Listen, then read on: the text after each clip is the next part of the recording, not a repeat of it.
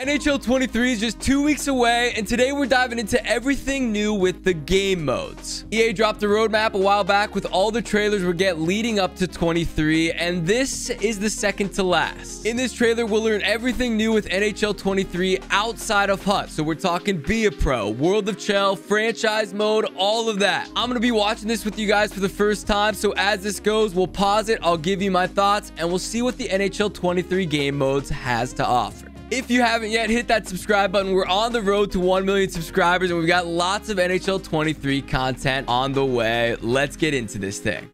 Welcome to the NHL 23 Game Modes Deep Dive. Let's start by talking franchise mode and the all-new custom franchise leagues. Mode first. We're going to allow players to play with any number of teams, any number of games played, divisions, conferences, freely customized leagues to the rosters that they wanted to create always or better. Share with others.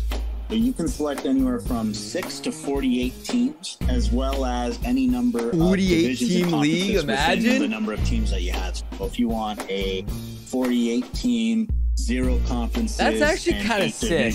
Like, I don't play a ton of franchise mode, but the original I mean, 6 where that's they good to just play see. each other in the league, you can do that.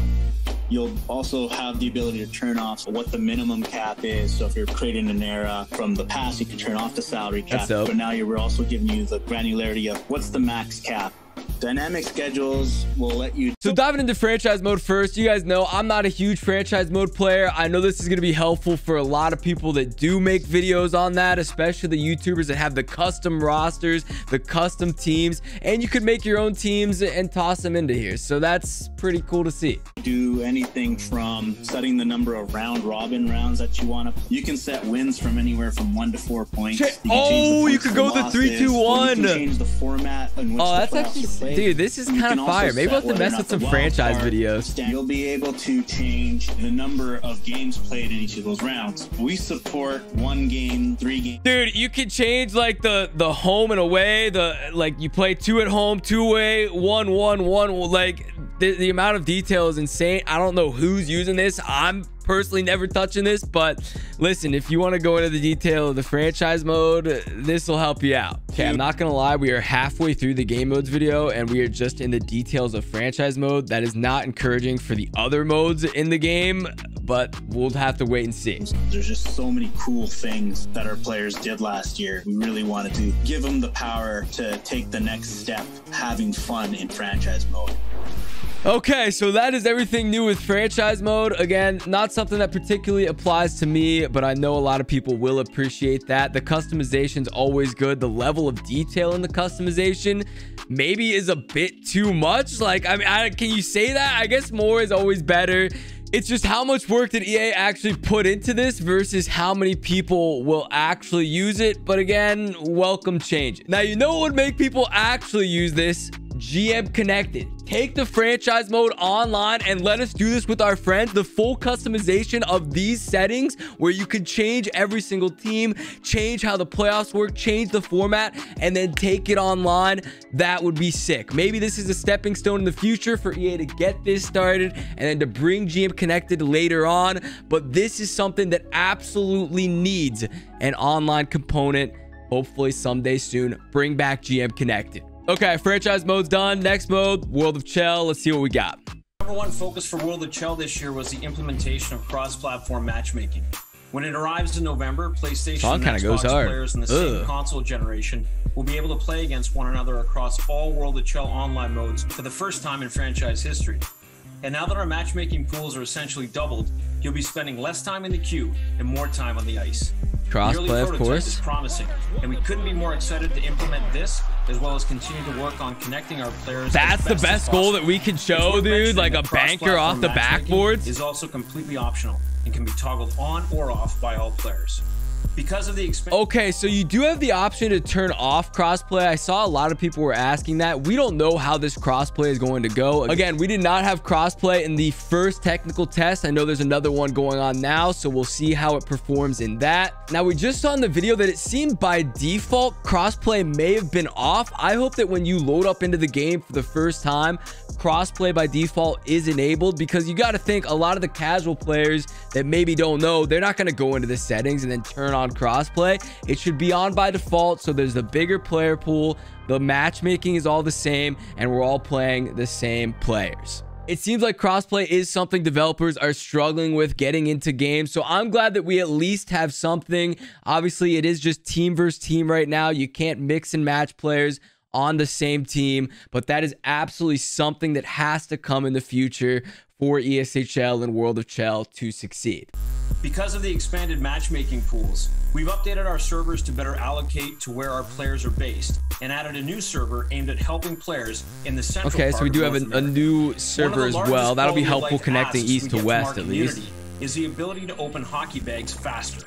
This year, we've added the ability to go quickly from one bag to the other, allowing you to open them at a much faster pace than ever before. Why was it so difficult to just give us an open all bags button, dude? The amount of bags that I accumulated over the year, I had like 70 unopened bags. I didn't feel like going in there. I didn't want to open every single one of them. Now you can go from bag to bag. It's still not like an open all, but you can at least hit like continue to next bag, and it just like slides open, so you don't have to do the little zipper open thing. So that, I mean, that's good. It could be better, but at least it's faster than what we had in the past. We've also added a dedicated strategy screen where you can access our new and existing strategies to fine-tune your team play. You'll also find so strategies for each as well, customization options for your team and player. Based on your feedback last year, dude, what was that backflip? So new strategies, that's good. We have a backflip, a full-on backflip, and rock, paper, scissors as the two sellies that were shown. This includes increasing the starting attributes, giving you a higher starting overall to work with. Dude. We've also added additional loadout slots, giving you more flexibility and choice from game to game. Okay, so with ESHL and the attribute builds, you have higher overalls to start, which is nice. I don't know why ESHL has always had lower overalls. I wouldn't mind if it was like an 85 to 90 overall just to start, but yes, that is going to be higher, and you also have more builds. So as you go and make your guy, you're not going to be limited just to the 5. You have 10 different builds that you can use, which is a welcome change. That about sums up World of Chell. Again, #1 priority, of course, was crossplay. I think they literally just threw everything at that. You have the new builds, higher overalls, and some more loadouts. Nothing too exciting, but still some good stuff in there. We understand that having you come into NHL and set your team up for each and every game in online versus, that's not where the fun lies. And we want players to get into that next experience, that next game as quickly as possible. So this year, we're giving you the ability to save your lines and strategies for online versus. Dude, this has been needed for literally 15 years. You finally don't have to go in and change every single line, every single strategy, every single time you load in the game. As well with the new strategies that we have in the feature set for 23, and it was important to us that we get this in the game, get you into every match as quickly as possible. That, I mean, it's such a small... You've come to NHL for. That's the end? That's the end. Are you kidding? Okay, first to sum up versus, yes, you can finally save your lines and strategies. Like I said, this has been needed for so long. I literally didn't touch versus because of this. It was so annoying doing it every single time. This will help out the esports events. This will help out the versus scene. I'm now excited to get into this mode. But holy, nothing for Be a Pro, dude. A whole year without a single Be a Pro update. That is the mode that literally needed the most work. The cutscenes were getting repetitive. Glitches are happening every single game. And it is not a mode that's being touched here at all in NHL 23. I gotta say, just selfishly for Rostislav Nashrov and the series that we do on here, this is a huge disappointment. Be a Pro has felt very repetitive. It takes forever to sim. The cutscenes kind of ruin the flow of the game. I really wanted to see some sort of changes to that mode to at least get us hyped to dive into 23. But unfortunately, no. It seems that is going to be the exact same from 22 to 23, and that is a bummer. I said it in my last trailer review, and I'll say it again. I think 22 to 23 is going to be some small changes. That's not to say it's going to be a bad game, but again, the jump from 22 to 23 is pretty minimal.